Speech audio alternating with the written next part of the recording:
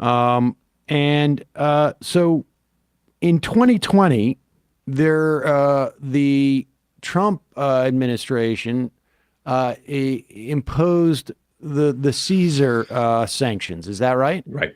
Will you Correct. explain what those sanctions are and give me your sense of, I guess we can start to talk about those sanctions in the context of what's happening with the Arab League as well. Absolutely. And there's a bill, House Resolution 3202, is sitting in front of Congress for a vote, maybe voted on this coming week, which doubles down on those Caesar sanctions. So it's very important. This is this is at play now in Washington.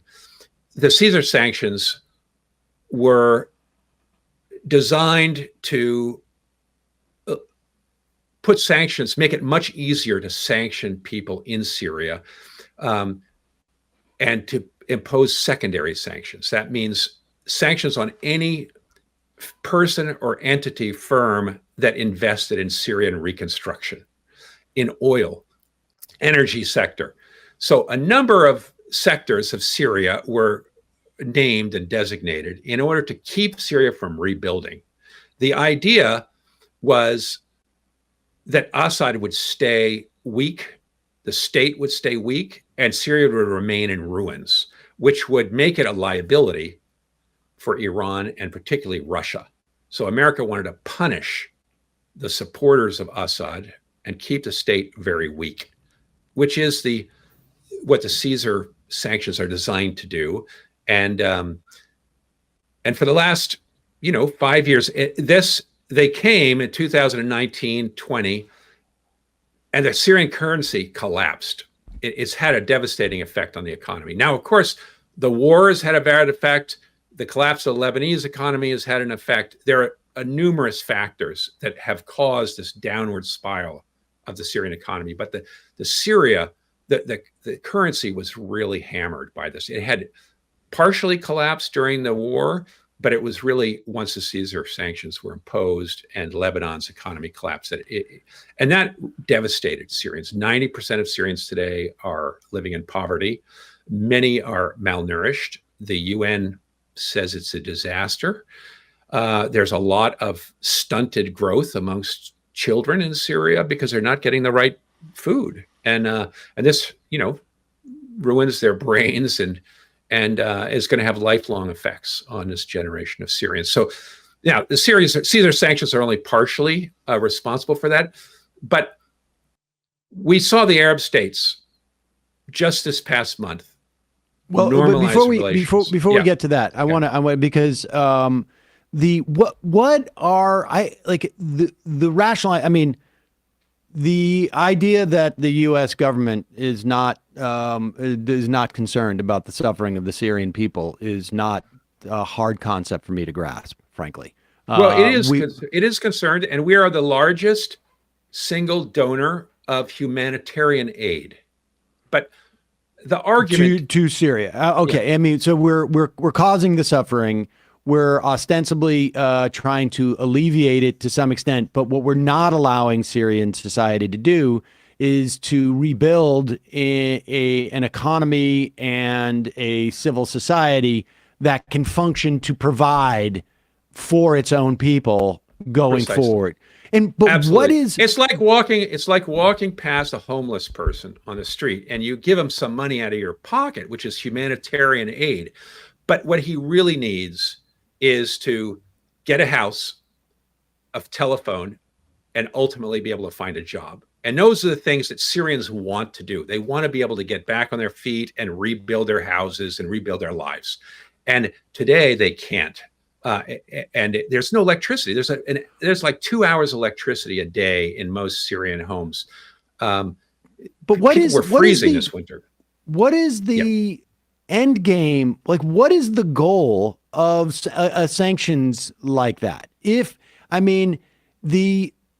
seems that the United States accepts the fact that Assad is not leaving for power. I mean, if there was a civil war where hundreds of thousands of people died and it was not enough to drive him out of power, what are these sanctions supposed to achieve? Like, what is the end game of just inhibiting the ability of Syria to become a country that can sustain itself?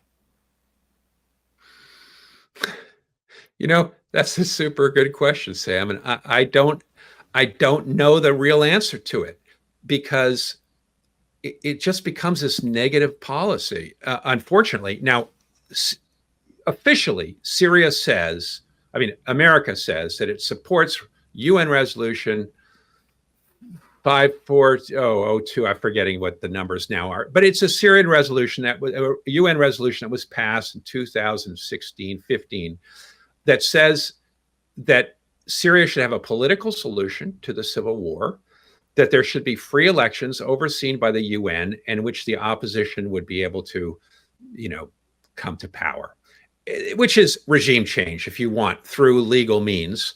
And that's what America supports. So in other words, this leverage and sanctions are theoretically to produce this democratic outcome. But of course, we know that Assad has won. He's fought 12 years of civil war in order not to have a democratic outcome, and he's won the war. And now, the Arab world, I think, understands this, and they want to move on and normalize. And the United States is digging its heels, and that's why there's this resolution, House Resolution 3202, which is before the House this week. It's been passed through the House Foreign Relations Committee with both Democrats and Republicans supporting it, which doubles down on the Caesar sanctions and says that anybody who invests in Syria, that not only will they be sanctioned, but America has to set up all of these oversight committees that will monitor every investment transaction in Syria, and anything that violates Caesar, that America will alert the Congress every year to who's investing in Syria so they can sanction them. And this means that the Saudis and the others who are trying to normalize with Syria are going to be at loggerheads with America. And it puts us in an inimical stance to our closest allies. Anthony Lake was just in Saudi Arabia trying to reassure the Saudis that we're on their side. But here we are, going to hammer them on their Syria policy. And that means the Saudis are going to, what does that do? It forces them towards China. It forces them towards looking for other countries, perhaps even Iran, to help them drive out the Americans and get sanctions lifted. I mean, it's a bad situation.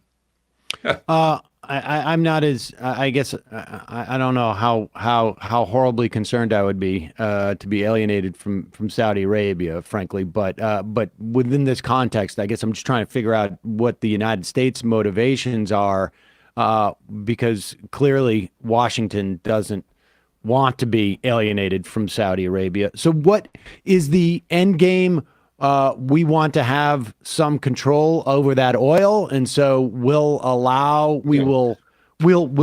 rescind the sanctions so that you can rebuild your country, but we get to maintain the control over those oil fields in the Northwest. Is that enough of a it's hard to figure out the agenda, right? The agenda is we're punishing Russia. The Ukraine war made it much more difficult to leave. Iran, daggers drawn with Iran over this nuclear enrichment. So we don't really want to give them a pass in Syria. Secondly, Biden withdrew from Afghanistan. He got a bloody nose for that. I think it was the right thing to do, but it was done sloppily, and everybody misunderstood Afghanistan so severely they didn't realize the Taliban was going to take over so quickly. And so it was a mess. He got a bloody nose, and I think he just decided, I'm not going to pull us out of Syria, even though Trump had tried, because we have this relationship with the Kurds. It's going to be another thump as America leaves these endless wars. And I think he's just kicking a can down the road. So there's that element. So that's what I think is happening is America now under Biden does not have a special envoy to Syria. It's not worried about Syria. I think it's just doing damage control there. And because if we really were to pull out and leave with our troops, the whole infrastructure of this 30% of Syria would be taken over by the Syrian army. And the leaders that we've cultivated and promised to defend would be out on their ear. Some of them would be put into the clink, others would be killed, but they would have to flee the country like the Afghans we supported. Of course, Afghanistan was a much bigger operation. There was thousands more people dependent on us, but still there are quite a few people dependent on us in northeast Syria. And so is that basically it? We're just going to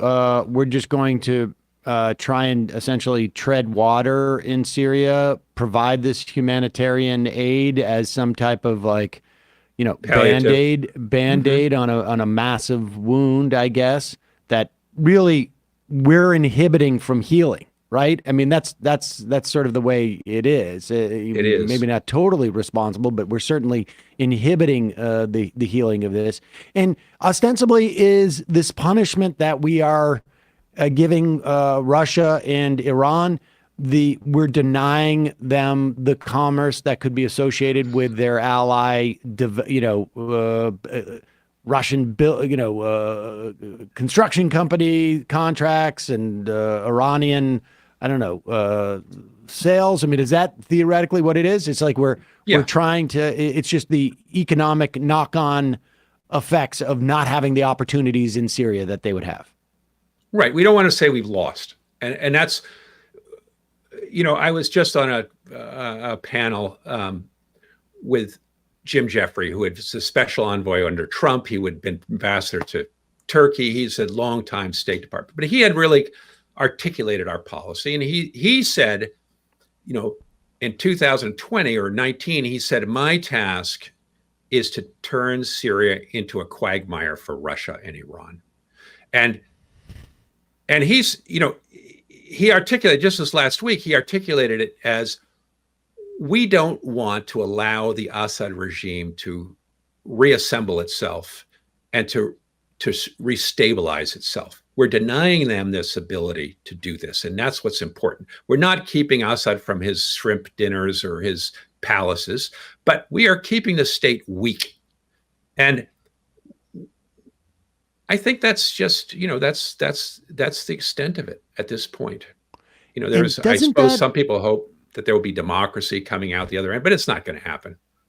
But isn't that also sort of a dangerous thing to do on some level in it is that region? The Jordanian foreign minister, just before the normalization of Syria with the Arab League, he was out there on the stump speech, and he said, the status quo is not working. It's immiserating the Syrian people. It's causing more refugees to leave the country, which of course are going to places like Jordan and Lebanon. They don't want that.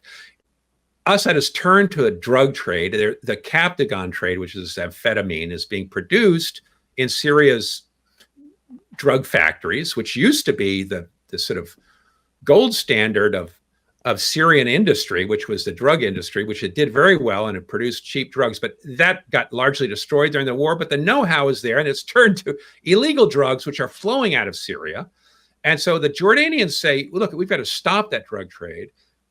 We've got to diminish the role of the Iranians and return refugees. The only way we're going to do any of that is by getting rid of sanctions, reestablishing some relations, diplomacy, and rebuilding Syria. And let Syrians, these people who have been traumatized by this war, rebuild their lives. And then, perhaps legitimate trade will be, we can use that as a negotiating tool to end the illegitimate drug trade. You're not going to get rid of Assad, and Assad's here to stay. That's what they all say. Assad's here to stay. We got to stop thinking about regime change, and we have to do the best we can. And the status quo is not working. It's making things worse. And I think that's the agreed attitude by the Arabs. And it sounds as if the Arab League deciding to normalize relations with Syria is not really going to have any necessarily substantial material impact on Syrian society, because they are all afraid of these secondary sanctions from the U.S. Yes. And it also sounds as if the Biden administration is not interested in really engaging in doing anything other than sort of treading water there, and that this move by the Arab League will not in any way sort of like pressure the Biden administration enough to change their policy. I think you're correct. I think there are people in the Biden administration that would like to have the liberty to explore, see how the Arabs do with diplomacy. But Congress, look at Assad as in Congress, you can't sell that. And there are lots of groups in Congress that want their congressmen to double down on these sanctions. And Congress is moving forward with this bill. I think the administration would like it not to happen, but they're not going to fight for Assad. That's for sure. You don't think they would ever veto a bill like that? Do you think it has the ability? I don't think so. Well, yeah. It sounds pretty bleak, and we're just basically waiting for a crisis that is significant enough that it causes us to change our policy. Well, and that almost happened during the earthquake that took place in southern Turkey, northern Syria. The U.S. immediately, almost within 2 days of the earthquake, said we're lifting sanctions for 6 months. That in August that will come to an end. Now, Saudi Arabia has come. It's been reported in a few newspapers, has come to the United States and saying, "Would you lift sanctions for another year in order so that we can continue to send aid and help Syria get back on its feet?" And that's the kind of negotiation that's going on between the White House and the Arab League and Saudi Arabia. That's why this bill is being passed through Congress, because there are opponents of it who are trying to stop it through Congress. Because I think the administration would throw it on the table to Saudi Arabia as we negotiate over things like, oil production and right. Abraham Accords and other things that are much more important to the White House than Syria. But Congress is trying to make sure, that doesn't happen. When we say Congress, I mean, who are we talking about? If this bill gets to the floor and gets a vote, is it going to get 500 votes or 435 votes rather? Or... I think it's going to get a lot. It's the name of the bill. I'm forgetting the name, but it's like the anti-Assad bill. So it's bringing justice to Assad type bill, and that's the way it's being framed.